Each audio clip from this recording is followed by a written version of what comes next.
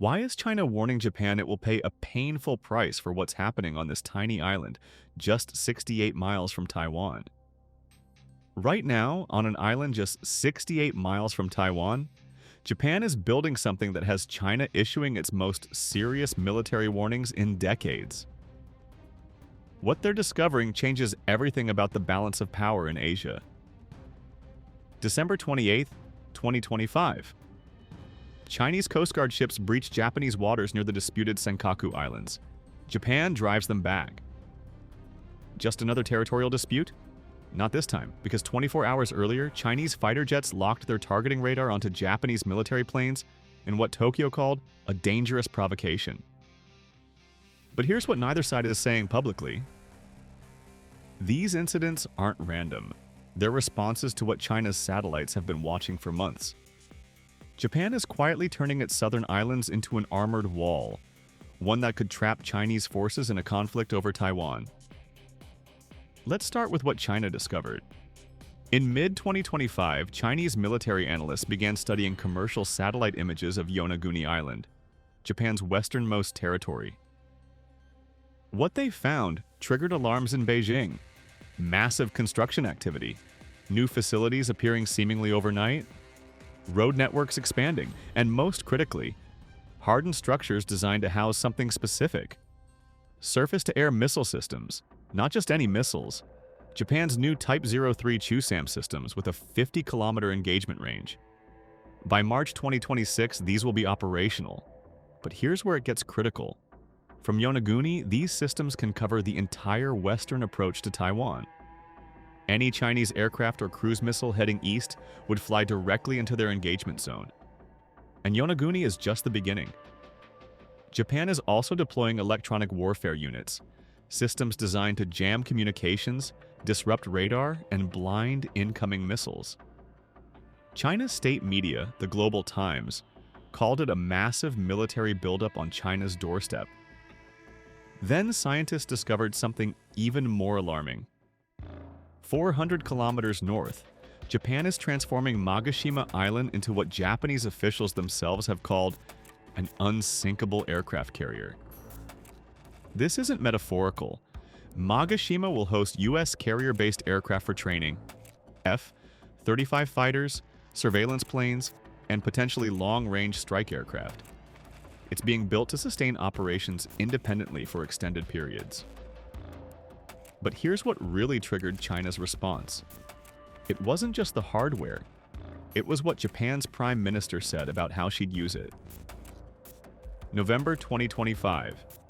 Prime Minister Sanae Takaichi makes a statement that breaks decades of Japanese strategic ambiguity. A Chinese attack on Taiwan could constitute a survival-threatening situation for Japan. Those words have massive implications. Under Article 9 of Japan's constitution, the country can only use military force in self-defense.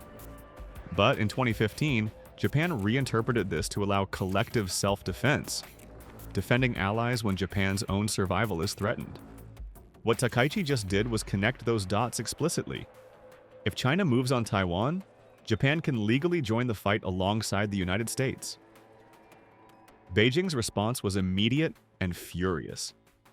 Chinese state media released military propaganda videos showing simulated attacks on Japanese targets. State commentators warned Japan would face crushing defeat. And then, something unprecedented happened. China suspended high-level diplomatic contact. A planned meeting between Chinese and Japanese officials at the G20 summit in South Africa? Cancelled. Economic cooperation talks? Frozen. China even issued travel warnings telling its citizens to avoid Japan. And they weaponized trade. China halted seafood imports from Japan, an industry worth over $600 million annually. But these economic measures revealed something important. China doesn't just see this as a military issue, they see it as an existential challenge to their Taiwan strategy. Because what China's satellites revealed wasn't just about two islands. They uncovered an entire network. Yonaguni gets the missiles. Mageshima becomes the airbase.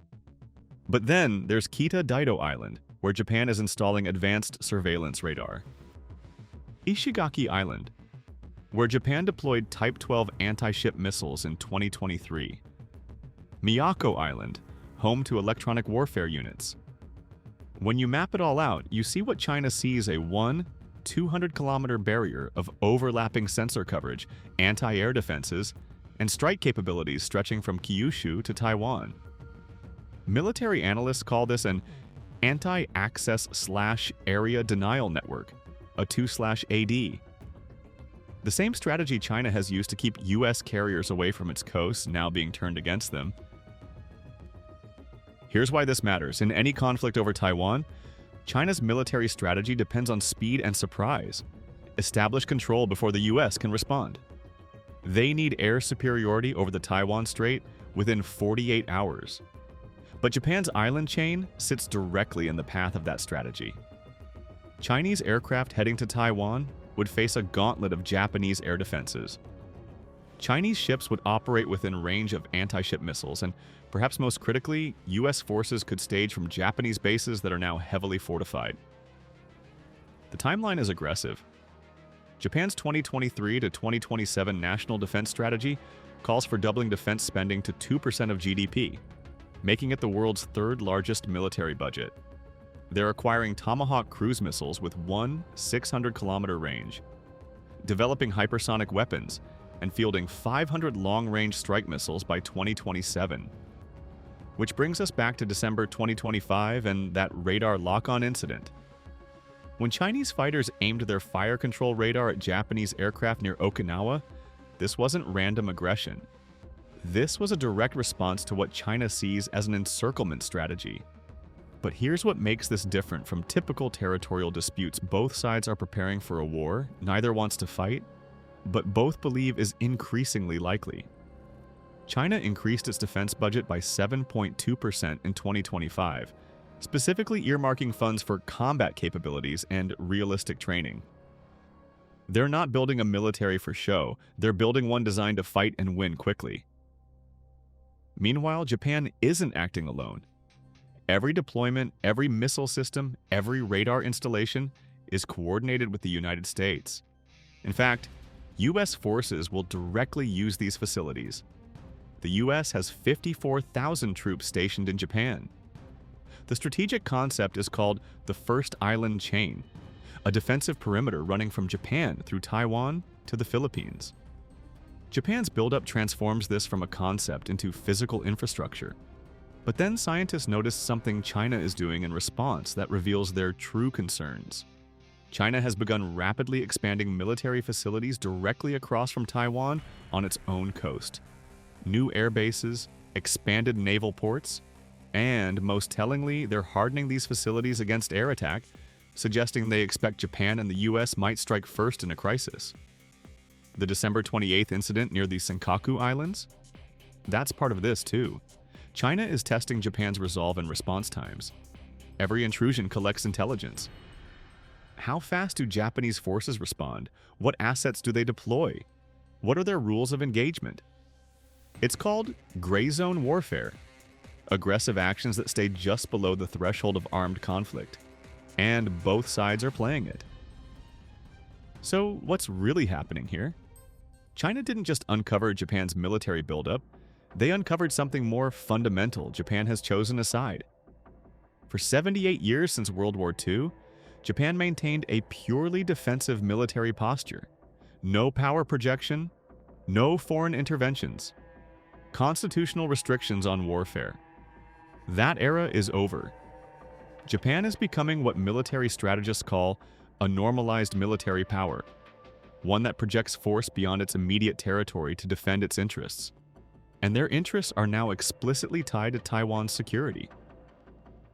This is the massive secret plan China discovered. Not secret in the sense of hidden, but secret in its full implications.